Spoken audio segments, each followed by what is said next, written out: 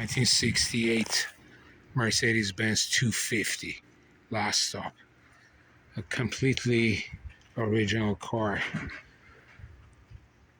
A survivor, but it's making its last call. It's original paint. Used to be this color. Faded into this. Very high quality. Door panel in great shape. Steering wheel is cracked as usual. Dash cracked. Instrument cluster. Was an AC car. We're back in 1968.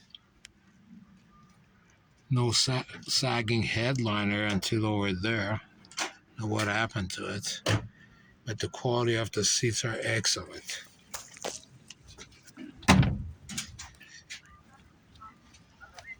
Inline 6. Very sturdy engine. That's the AC compressor.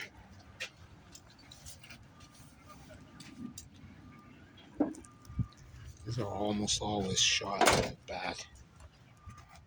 They didn't stand the test of time. But here it is.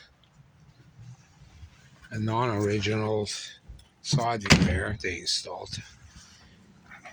Probably didn't have one from the factory. 68 Benz 250. Last stop.